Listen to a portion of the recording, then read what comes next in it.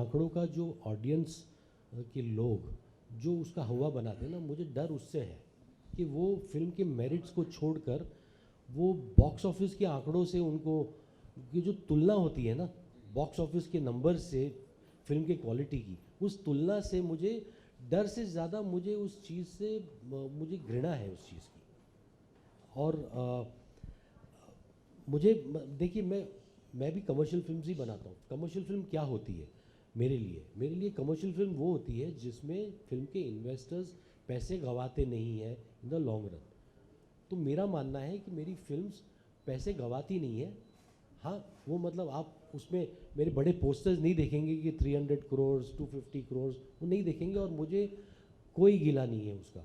लेकिन आप अगर 10 साल बाद शाहिद को याद कर सकते हो, अगर 20 साल बाद कोई कहे कि इन्होंने अलीगढ़ बनाई थी, तो शायद मैंने अपना जो काम था, हर आदमी फिल्म मेकर अलग कारण से बनता है, मैं इसलिए बना था कि मुझे याद रखा जाए। मेरे जाने के बाद ना सिर्फ वसीयत में मैं इन कहानियों को छोड़ सकता हूँ।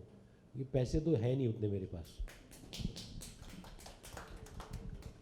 हंसल जी, इस पिक्चर में जैसे कि आपने दिखाया ढाका में आतंकी हमला होता है, बचाया गया है, तो एक धर्म विशेष को लेकर अक्सर सवाल उठते रहते हैं कि बच्चों को मिसगाइड कर दिया जाता है, उनका ब्रेन वॉश कर दिया जाता है, जिसकी वजह से वो इस रास्ते पे चल पड़ते हैं।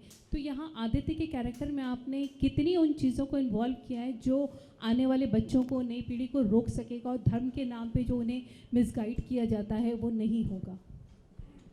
देखिए, कोशिश हमारी ये रहती है कि फिल्म के ज़रिए आप मैं आपके अंदर एक सोच खड़ी कर सकता हूँ, सोच पैदा कर सकता हूँ कि आप इस मुद्दे के बारे में सोचें। कहानी आपके अंदर वो थॉट प्रोवोक करती है।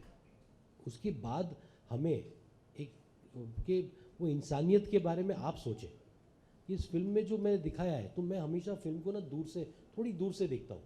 मैं फिल्म को, कहानी को जैसा है वैसे रखता हूँ। मैंने ना इसमें आदित्य के कैरेक्टर को जज किया है, ना ही मैंने जहान के कैरेक्टर को जज किया है कि ये महान है और ये विलन है।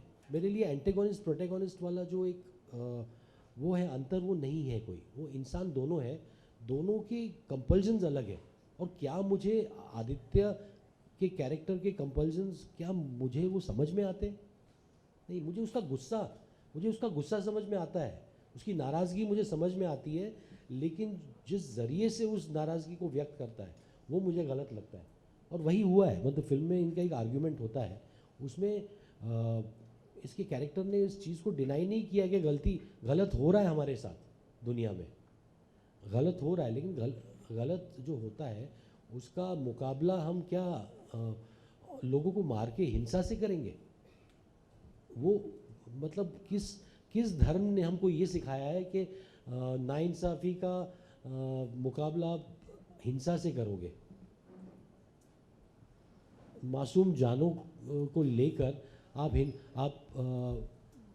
नाइंसाफ़ी का मुकाबला करोगे। शुक्रिया।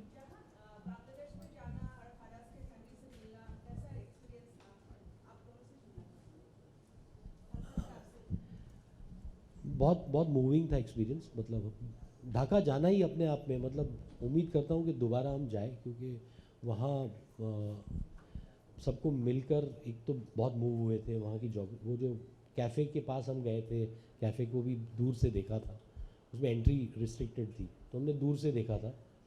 वहाँ कुछ सर्वाइवर्स को भी हम मिले थे। लेकिन और एक चीज़ थी वहाँ ढाका जाकर ना, हम जितने दिन थे, खाना बहुत बढ़िया था। और हमारी उम्मीद ये है कि हम कभी दोबारा जाए वहाँ और खाना खाए, क्योंकि ये भी फूडी है, इसे भी खाना बहुत अच्छा लगता है। और हम दोनों बहुत कोशिश कर रहे थे कि थोड़ा सा रिसर्च से थोड़ा टाइम निकाल के हम दोनों बाहर जाके मार्केट में कुछ खाना खाएं यहाँ। हाँ, ढाका बहुत कमाल का शहर है। हम गए थे, जिनसे भी हम मिले थे सब बहुत अच्छे से मुलाकात हुई। खाना बहुत अच्छा है, लोग बहुत सुंदर हैं, बहुत अच्छे लोग हैं।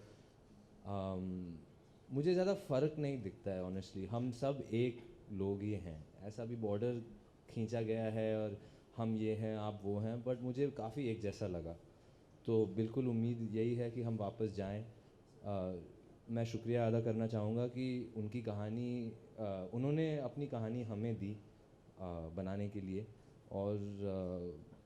और होपफुली मैं चाहता हूँ कि हर जगह जैसे हंसल सर चाह रहे हैं, हर हर देश में कोई इससे रिलेट कर पाए, और ये एक यूथ की आवाज़ है, एक यूथ का एक संघर्ष है इसमें, और एक वार्तालाप है उस पे, एक चर्चा होता है इसमें, तो hopefully we can reach beyond. और ये एक अच्छी बात है कि हम एक दूसरे को देख सकते हैं, हम एक दूसरे के का दर्द को देख सकते हैं, उनका सुख देख सकते हैं और बांट भी सकते हैं।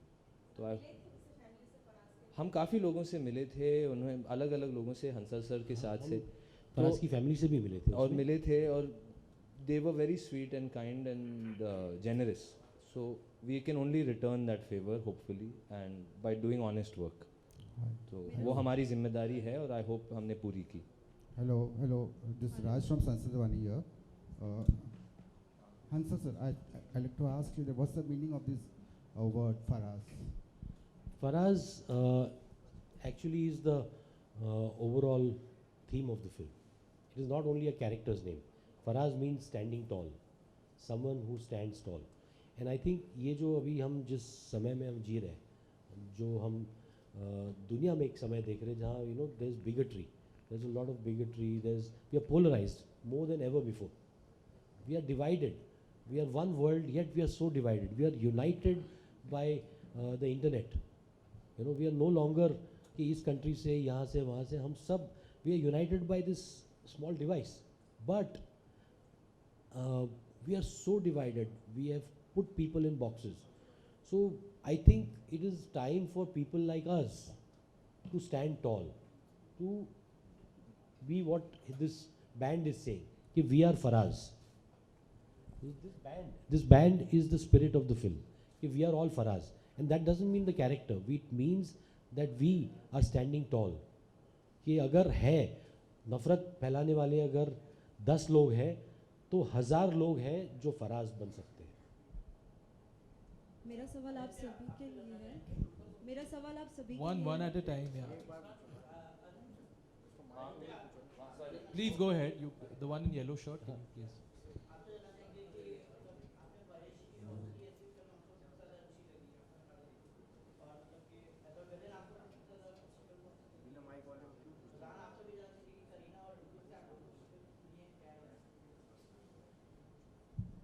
Zan, you want to answer that? तो जैसे जहान ने कहा अपने दादाजी के बारे में, आई थिंक फेवरेट चुनना तो बड़ा मुश्किल होता है, और शशि कपूर जी ने भी और पिताजी ने भी बहुत सारी पिक्चरें की हैं, तो उनमें से एक चुनना तो बड़ा मुश्किल होता है।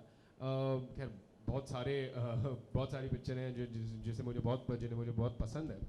I would say in the recent past Oye Lucky ओ एक ऐसी पिक्चर है जो जिसमें in a way he is playing a villain, but it's a manifestation of a father for the character of Lucky. So I think in that sense मुझे वो वाली picture बहुत इंटरेस्टिंग लगती है। And going back to Hansal sir's point, जो box office की बात हो रही थी, if you look at Oye Lucky, it had released at a time that that there was a big attack in Bombay at the same time. तो आप box office के आंकड़े देखेंगे तो it was not much, but it still lives on in our memory. It's still a film that's very alive, that's great to watch. It holds up, even to this date. So I think वो एक picture होगी जो मैं चुनूंगा। Just request people to keep the questions focused on the film, please. मेरा सवाल आप तीनों के लिए है। फिल्म के लिए बजट बहुत ही मायने रखता है। वैसे ही 2023 की शुरुआत हो गई है, बॉलीवुड के लिए बजट से क्या उम्मीदें हैं आप लोगों की? बजट से हमने कभी उम्मीद नहीं की है बजट से। बस मैं 30 साल से हूँ और मतलब ये सवाल हमें पूछा जाता है, और मतलब ये सवाल किसी बेतुका सवाल है कि हमें ना कुछ मिलता है ना कुछ हम एक्सपेक्ट करते हैं। मुझे मतलब कोई उम्मीद नहीं है। नहीं बेटा, sorry. Hi, Aditya, my question's for you. I think Ankur also mentioned that yours was a very difficult character to get into. Of course, he is violent, of course, but there's also a bit of humanity that peeks through every once in a while. How was the process of you getting into this character? Was it all in the writing, or did you have to do any special research? Did you have to like meditate? I don't know. Yeah, so I mean, look, I think to get the opportunity to play this part, first of all, I am incredibly grateful to Hansal sir for, because when I read the script, my first instinct was, how the hell am I going to do this, and to sort of, I understood that responsibility the moment I read the story, and yes, we did put in a lot of work. We prepared hard for it. All of us, we did readings together. Hansal sir was always present in those readings. He was always happy to answer our questions. Always happy to sort of. Emergency call, any emergency किसी को? Can you please get that shut down?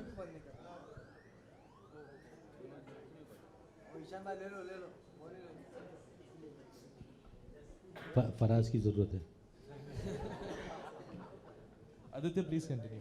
So yeah, so You have silence in the back, please. I think बहुत लोग बात कर रहे हैं. उनका एक जवाब सुन लो यार. So as I was saying, we did these readings. Hansal sir was always around to sort of guide us, shepherd us in the right direction.